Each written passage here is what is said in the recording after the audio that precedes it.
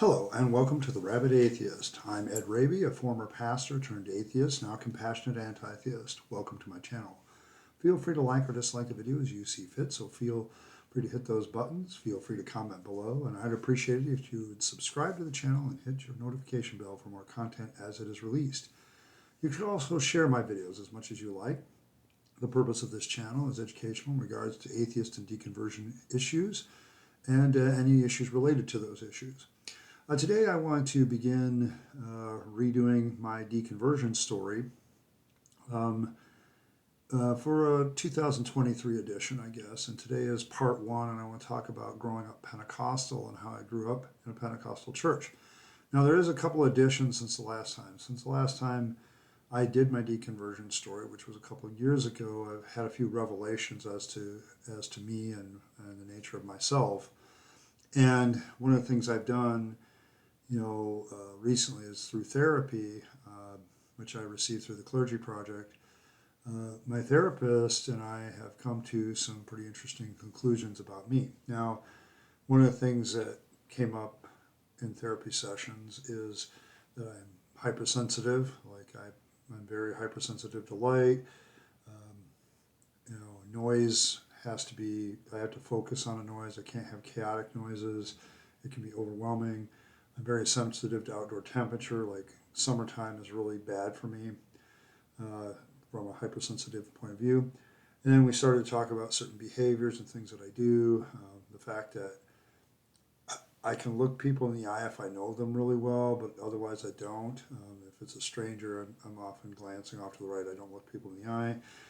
And there's a whole bunch of other behaviors when you talk about being autistic that you begin to stack up. And then so she proposed this idea of autistic. Now, I'm not properly tested, but the more I read about it, the more I'm pretty much now convinced that I'm at least lightly on the autistic spectrum, maybe a little bit more than lightly. But I'm looking back now with that revelation and going, because this isn't something that just came up. I didn't just become autistic. I've always been autistic. It's just diagnosis for my generation in particular and generations before it. It didn't exist in school. Okay, you're just a weirdo or you're just an odd person out or something to that effect. Now, diagnosis of children for autism is actually pretty common, much more common. Sometimes it gets missed, but that's human beings. Welcome to us. We're not perfect. So with that revelation, does that change the way I look at my deconversion story? Does that change the way I look at my childhood and growing up and all the things that I went through? Yes, it does, because now I look back at it, okay, all right, that kind of thing. So let's start at the beginning. I was born to two wonderful parents, and I have no complaints about them. I know a lot of people look at religious parents and they say, oh man, they indoctrinated you or whatever. I just don't feel that that's the case with my parents. My parents were very sincere believers, and they weren't always so. My mother and father, if you look at their backstory, if you look at what they did in their early life, the smidgens I can get from dad and mom over the years, kind of a wild couple for a long time, and then they became religious. My dad actually didn't become religious when I was born. It was my mother who became religious a little bit after I was born, and because she felt that I should be raised that way. And my father, I would say, became religious when I was about 4 or 5 years old. The thing that I noted in him is that he stopped smoking and he stopped drinking, and we became Pentecostals. In particular, Assembly of God Pentecostals. And we went to a little church here in the town that I live in now. That church no longer exists. It was closed a few years ago after couldn't maintain a congregation. But at the time, it was a thriving church. It was doing very well. And, I started going to church. And some of my earliest memories are of those old white pine pews and polished to a high sheen. And then you had my beginner class, where I had a wonderful teacher who just was very loving, very kind, very patient. And I think a lot of people don't realize that most of us grew up in the church. Our indoctrination isn't through fear or terror. you can be love bombed into the kingdom too, and genuinely loved, into faith. Okay, so, and a lot of people are sincere. This is why I don't like, some atheists will accuse people of, well, you're being deceptive. No, some people are just genuinely sincere, and they don't feel that they are indoctrinating their kids. They just feel like, if you really sincerely believe that your kid doesn't accept Jesus, they're going to hell, and you love your kid, you're going to try to get them to accept Jesus as early as possible because that's your sincere belief. And my parents weren't evil. They weren't bad. They loved me. They took care of me. As an only child, I had a lot of freedom. Both of them worked. I'm the epitome of a Gen X latchkey kid. I'd come home. My parents would both be gone to work. My dad worked second shift a lot. My mother was, medical technologist, so she ended up working at the hospital late hours sometimes. And then later, when she became the manager, she was gone all the time because she'd have to work both first and second shifts from time to time and moved it around. And of course, every once in a while, she had to take her turn at the third shift too. So my parents often weren't home, so I'd come home. It's kind of how I learned basic cooking, just to keep myself from starving.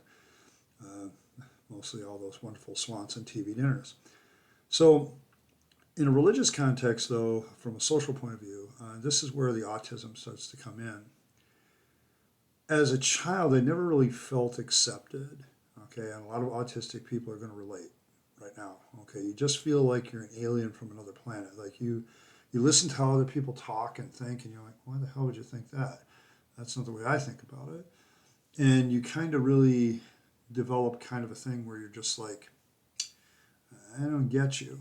I legit never have really felt like I've felt in society. I still feel that way.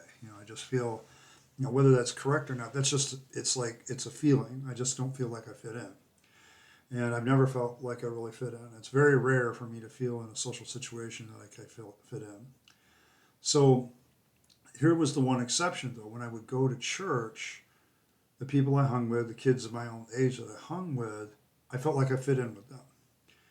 And I think that had a lot to do with why I stuck with faith so long, because it felt to me like it was the one place that I fit in. And I discovered pretty quickly, too, that I was really good with the Bible, really good with theology, things like that. And I found myself as kind of the smart kid in the room, where I was picking up things and doing things. And I really had a lot of academic gifts for certain things. Like I had a hard time with like English and language, but not with the Bible. With the Bible, it was different because I was actually interested in it. And I think that's another thing. All my life I've had these specific interests. Okay, but I also had something else, like right from a young age. When somebody tells me not to do something, or I shouldn't think a certain way, or I really didn't know anything about a subject, I would deep dive it to make sure that they couldn't say that again. Okay, or I would pursue it some way that was not going to upset anybody, just to figure out why nobody liked it. So I had a habit, like with most of my Sunday school teachers, of knowing more than they did. And what ended up happening is, in fact, I made one of my Sunday school teachers, when I was a teenager, kind of cry. But I grew up in a Pentecostal church. And as somebody who is not very emotional, never has been, and now understanding that I'm autistic, so I'm really good at masking my emotions. I learned that pretty early. I mean, I got bullied on the playground because I was weird and different. And so I began to develop masking. I developed, controlling my emotions and keeping my emotions in check, not really saying anything about how I was feeling. I just got into that habit because every time I did share my feelings, people would laugh at me because apparently my feelings weren't the same as everybody else's. I tended to be awkward in social situations, but not at the church. In the church, I felt like I belonged. In the church, I felt like, people understood my weirdness. And we were Pentecostal, so that made us even more weird. I mean, we were the, speaking in tongues, believing in miracles, believing in healing, word of knowledge, word of faith, whatever, Pentecostals, okay? And my mom and dad were very sincere about it, just pray and things will happen. But the funny thing about my parents is while they were very Pentecostal, like a lot of the advice that would come from the pulpit for parents would be, don't let your kids do this, don't let your kids read that. Don't. My parents would never follow that. In fact, I would say, well, the pastor told us not to read this. What do you think? They would, a couple of times, they would literally buy me the book and say, you read it and you figure it out for yourself. And that's one thing I think my parents gave me that was good growing up Pentecostal, is it was okay to question people. It wasn't okay to question the Bible or God, but it was okay to question the people that preached the word, quote unquote. And so that groundwork was laid. And then I had a Sunday school teacher that said, well, Ed, if the Bible is true, then you should be able to find the truth in it that relates to any situation. Now, the funny thing about that teacher, I met her later, many years later, and she's like, well, I'm just not a prayer warrior anymore, and haven't read my Bible in months. And, it's like, and the more I got thinking about it, I says, I wonder if that's why she really stopped going to church, is that she didn't believe in it anymore, and secretly didn't believe in it more because she had all these family members that did. So, growing up Pentecostal kind of gave me this belief in the supernatural, gave me the belief that God still did stuff. And, when you're a kid, you don't really have the wherewithal to really evaluate what's being told to you. Now, adults in there didn't evaluate it either, but I was the kind of kid that because of the autism, I could not let something go. If I didn't understand something and I wanted to understand it, I would go at it big guns. I would go after it with everything I had, and I would try to figure it out. And the Bible is one of those things that I kept trying to figure out. And as I went through childhood, I got saved at a vacation Bible school, gave my heart to Jesus at 9 years old. And then a few years later, one of the evangelists was coming through and, talking about being filled with the Spirit and speaking in tongues and all that stuff. And so I went up to the altar and I kept listening to other people that spoke in tongues, and eventually I said something very similar to what they said, and suddenly I'm baptized in the Holy Spirit. So it was this, these were very significant emotional events, and when you're 9 and 13, you really don't have the wherewithal to evaluate that maybe this is something else. And so, now I look back at it and I realize that caught up in the emotionalism of what was going on, I really just bought into it. And, the church was a place I felt accepted. Nobody made fun of me there. Whereas I go to school and people make fun of me. Okay. And, that would stop later, by the way. I did a few things to earn respect, and then after that it was fine. But, so my childhood and growing up Pentecostal, I think when you're autistic, you do evaluate stuff, and I was always questioning stuff. But at the same time, the church was a place I was expected. My parents believed in it, and I really loved my parents and respected them. There were just a lot of personal factors that caused me to have faith and keep it. It didn't really have anything to do with God, so much as it had a lot to do with, being in a community of faith. And I still miss that. Okay, but when I look back at it now, I can see how an autistic kid who doesn't feel accepted anywhere else can be really pulled into the church, especially if they accept him and love him. And that's kind of the way our church was. We were a very loving group of people. Okay, they really cared about each other. And so I think that's why I stayed with it so long and beginning to get this foundation. Was I indoctrinated? Absolutely. Okay. Was I indoctrinated with fear? Not really. I think the closest thing we ever came to that is there was once in a while a fire and brimstone preacher would come through and preach, and then everybody would kind of like, yeah, what he's speaking is the truth, but let's if we focus on what we need to do, we won't have to worry about that. And that's kind of the way a lot of the people in the church were. Very fundamentalist in their beliefs. The Bible's the Word of God. God is three persons. The whole bit. But I don't know. My parents, I think because they had been outside of the church for a while before they became members, they always kind of let me kind of roam and do my own thing. And, the thing about growing up Pentecostal, though, because of the holiness influence, People ask me what I really learned as a Pentecostal believer, and I would say now how to be a sneaky sinner and not let anybody know. Because being a sinner would cause a board meeting, and then you'd be the subject of the board meeting, right? Um, well, especially when you're a deacon's kid, which I was. I would get in trouble with the pastor's kids. So that kind of went hand in hand. So, I look at it back and I look back at it, it's like there's this, because you can't evaluate all these emotional experiences, you just think they're God. And they're not really God. They're just everybody being really emotional. And, equating that to what God is. And you speak in tongues, which is a learned behavior. You can, you get saved by preaching, it's formulaic, but they say it's faith. So, and the thing is, though, I became a sincere believer. I really believed in this stuff because of all these factors. And then I, like typical of most autistic people, I went all in. And it's kind of sad because when I was in high school, I was good at a lot of things.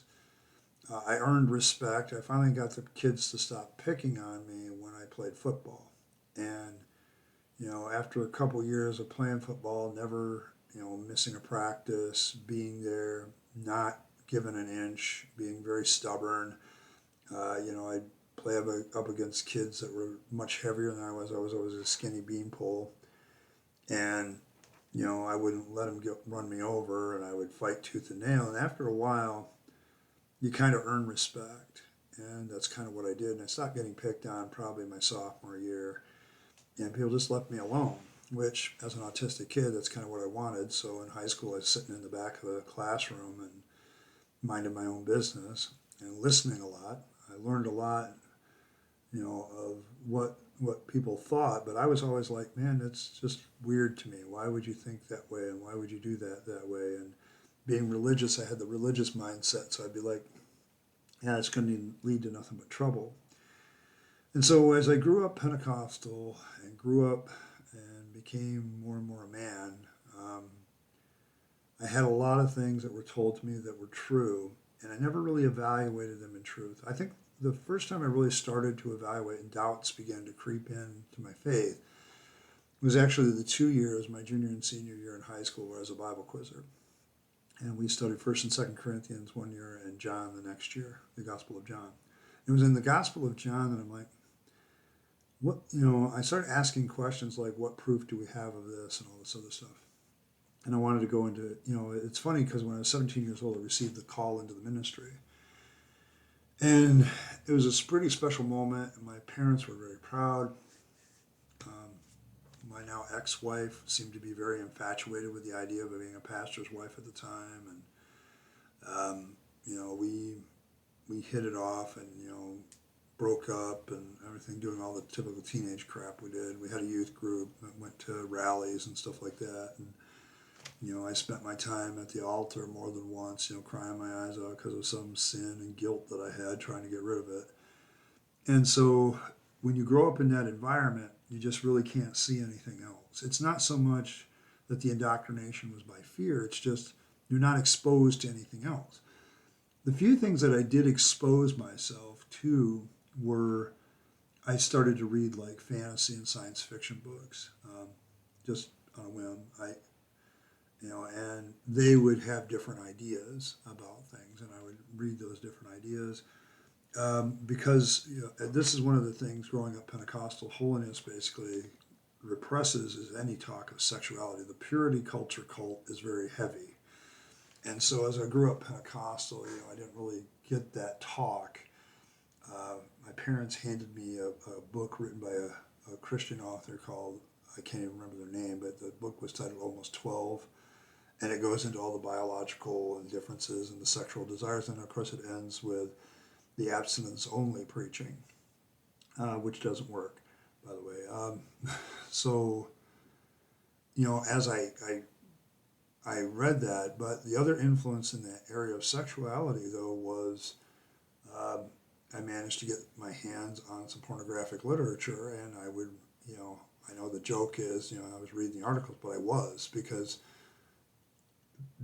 everything that the church was telling me about sex was kind of, not complete from from my perspective. And so you have that secret sin. My secret sin was lust, okay, and wanting girls, and I tell people, that I had three things on my mind when I was high school: football, reading books, and girls. And the order would change periodically as far as priority, but those were the three things that I talked about. I'd be reading all the time, or I'd be playing football, or I would be checking out girls. So that's kind of was my Pentecostal upbringing, and then the rest of the time I'm in church.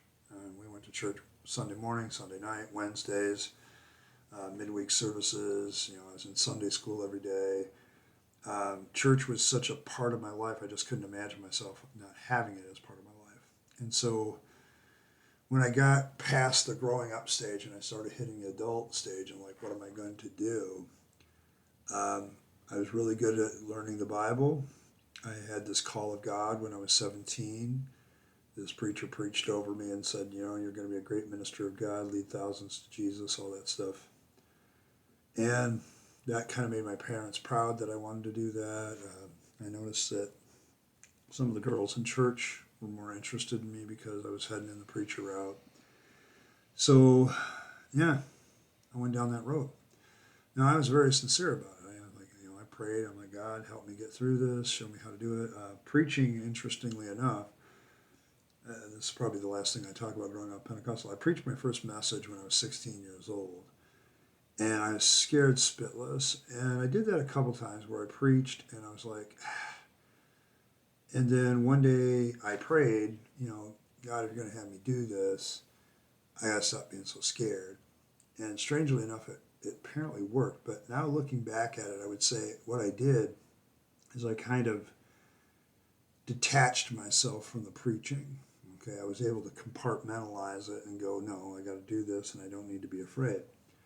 I'm still nervous, and I was nervous about preaching until I was about 30, 35 years old, but I would take that nervous energy, and I started to encapsulate like getting ready for a football game. Because when you get ready for a football game, you listen to the music, you gear yourself up, and you take yourself out of the normal mindset and put yourself into, I got to focus on this for the next couple hours, and you get your adrenaline going, and I started to do that with preaching, and lo and behold, it worked. I was not as nervous. By the time I was done with my preaching career, I got the reputation for being a very good preacher and a good teacher. So that's kind of the beginnings of it, though, is me going through my fear.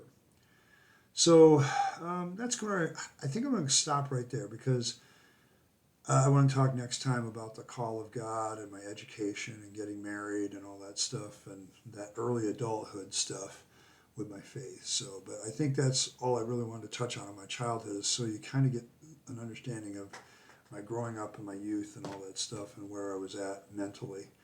And I really do think that as an autistic young man and a child, I was just looking for somewhere where I was accepted and not treated as a weirdo. And the church was it. And that made a heavy impression on me. My parents made a heavy impression on me. The emotionalism that I couldn't really evaluate because I was a child and later a youth made a huge impression on me. Now I look at it and go, yeah, it's manipulative and stuff like that. But at the time I didn't see it. Okay, I just didn't see it, and I was all in. Probably the only foible I had in my Christian life is, my sexual education was kind of hit and miss, and so I kind of filled in the blanks myself. So that was kind of it. So that's where I am. So I'm going to stop right there, and we'll pick up this up at part 2, where I'm going to talk about how I started to turn that call of God into a pastoral career, and I'll talk about my education and my doubts during my education. But the only doubts I had in my early childhood really started when I started studying the Bible instead of just reading it. That I can say, and when I had a couple of experiences that weren't really great. So, but that's where we'll stop, and I'll pick this up with part 2, where I'll start talking about my call and my ministry education and how I got started in the ministry, and we'll pick it up there. All right, thanks once again for stopping by. I appreciate each and every one of you. Make sure you like and share and comment. do the things that you do, that the YouTube algorithm gods love. So keep doing that. I appreciate every single one of you. I hope that each one of you has a great day. Live your best life. You only get one go around, so make sure you work on being as happy as you possibly can. And once again, thanks for stopping by, and I'll see you next time.